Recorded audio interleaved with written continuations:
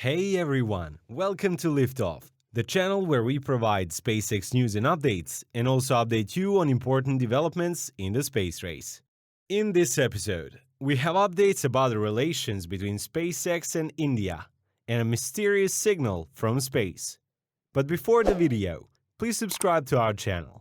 If you enjoy your time with us, please like us and share. Collaboration with India. SpaceX is heavily investing in satellite broadband service to provide high-speed internet connection to users. In the latest development, SpaceX is planning to partner with India companies to produce satellite communications equipment, including antenna system and user terminal device, in the domestic region. SpaceX is gearing up to launch Starlink satellite broadband service in the Indian market next year to provide fast and reliable internet connection. Matt Botwin, director of the Starlink program, stated that the SpaceX is pumped to open new doors to work with the Indian industry for producing essential equipment for its Starlink device. Botwin further added that the SpaceX always looks for opportunities to increase the efficiency of the global supply chain. Now the company is investing in its partners in India to recognize the opportunities. As reported by ET Telecom, DOT hosted a meeting some time back with global satellite companies to discuss a blueprint for domestic manufacturing satellite communications gear and develop an enabling regulatory regime for global low-Earth satellite constellation operators. The meeting witnessed the participation of VSAT, OneWeb, Department of the Space, Vodafone Idea, Bharti Airtel, and more.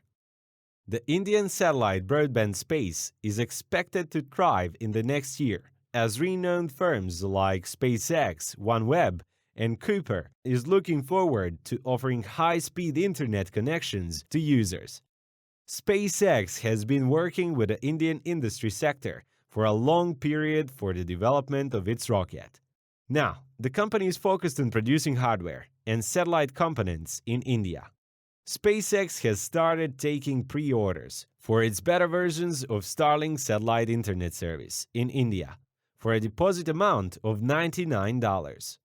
It is expected that Starlink satellite broadband service might hit in Indian market by 2022.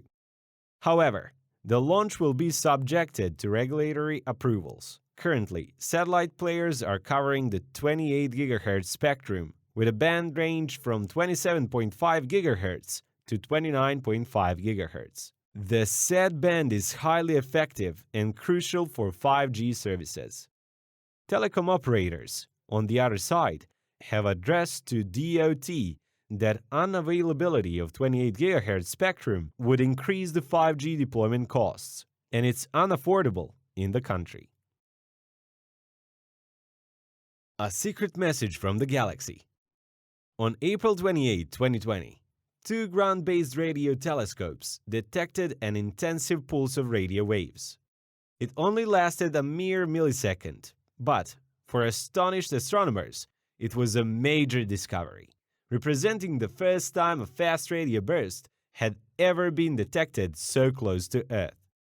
Located just 30,000 light-years from our planet, the event was firmly within the Milky Way, and it was, to all intents and purposes, almost impossible to miss. The Canadian Hydrogen Intensity Mapping Experiment and a survey for Transient Astronomical radio Emission 2 certainly had no problems picking it up. CHIME wasn't even looking in the right direction, and we still saw it loud and clear in our peripheral vision, said Kiyoshi Masui, assistant professor of physics at the Massachusetts Institute of Technology. STARY 2 also saw it, and it's only a set of few radio antenna literally made out of cake pans. Until that point, all FRBs had been observed outside our galaxy. They've been billions of light years away, making them a lot harder to study, said doctoral candidate in physics Pragya Chawla from McGill University in Canada. April 2020 discovery was also notable for being the most energetic radio blast that astronomers have ever recorded in Milky Way. But what made it most exciting is that scientists are now close to determine the origin of FRBs than at any point since they were first discovered.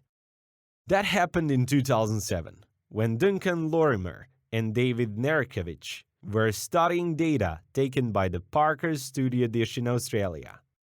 Discovering an FRB so close to home have been a breakthrough astronomers have wished for ever since.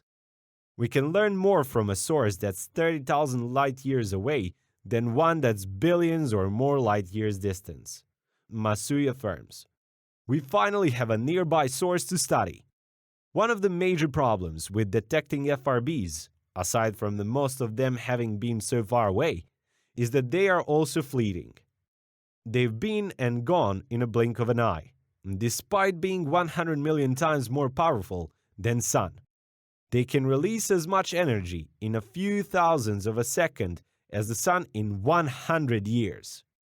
Ideally, astronomers would discover an object and focus one or more different telescopes at it, but the ephemeral nature of these bursts remove any such opportunity.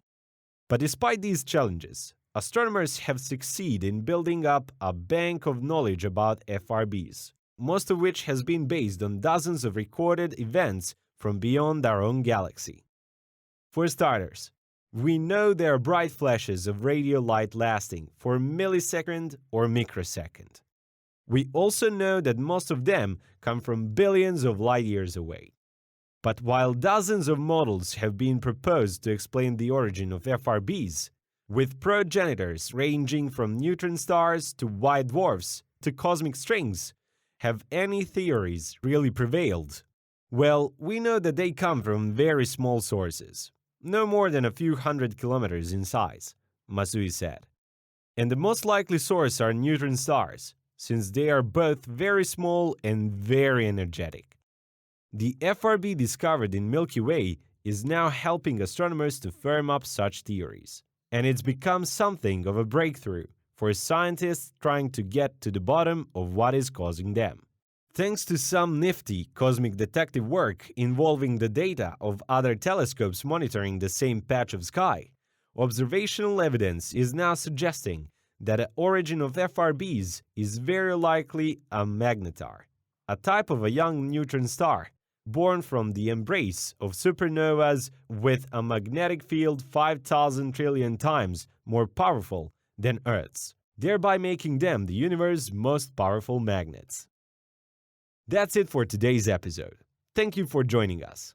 Please like us and hit the subscribe button so we can notify you when the next episode is available. Until next time, it's bye for now from all of us at Liftoff.